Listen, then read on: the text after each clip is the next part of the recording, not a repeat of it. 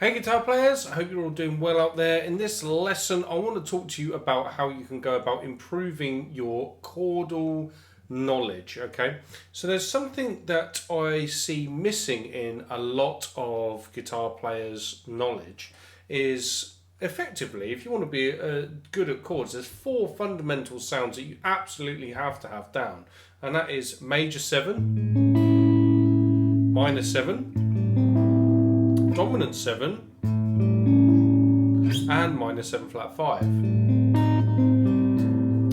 the reason that you need to have those particular ones down is because they are the chord types that live within the major scale, which is the most important scale in Western music theory. There are other types of chord, there's loads of different types of chord for you to work on, especially with the 7th chords. There's like 15 different types of 7th chord at the last time I counted. I don't use all of those types of 7th chords with what I do, but some of the other ones that you might come across will be things like altered versions of a major 7, altered versions of a minor 7 or a dominant 7.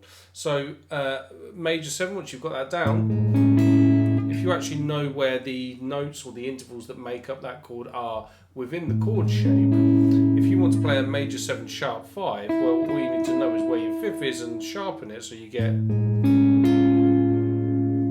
same as your minor 7. Minor 7 sharp 5 becomes dominant 7, dominant 7 sharp 5, or of course dominant 7 flat 5. So we take the 5th and sharpen or flatten, etc. But these are all other chord types that you can learn from making sure you've got your skeleton major, minor, dominant and minor 7 flat 5 down. So what I would do is make sure I know all of those chord types in 5 positions. So here's major 7 shape 1 of the cage system. Shape 2, you can also put that on the bass, which is your 3rd. Shape 3, shape 4 and shape 5. And I'd go through all of those and make sure I know them in 5 positions. So minor 7, dominant 7, shape 2, shape 3, shape 4, shape 5, minor 7 flat 5,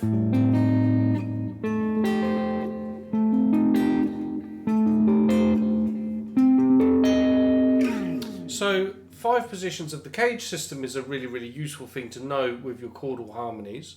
I would also look at being able to play your chords on the middle 4 strings, okay? And to do that we use something, I'm a rock player, but I'm going to borrow something from jazz here and look at something called drop 2 voicing. So with drop 2 chords, they allow you to play your chords on the middle 4 strings of the guitar. That's really handy for guitar players because it means we can stay out the way of the bass frequency and of melody. So you get some really nice chord sort of sounds if you can play them. And effectively, I won't go into a big long spiel about all of that here, but if I was to play like A major 7 here, that is the same shape as if I'm playing shape 4 my cage system up here. And what I'm effectively just going to do with these drop 2 voicings, I'm going to play those in inversions across the neck. So what I'm doing here, this is an inversion where I'm putting the 3rd in the bass. So effectively I've got, when you look at your chord voicing, if we look at this close voiced A major 7, here I've got root, 3rd, 5th, major 7. So that's my close voice.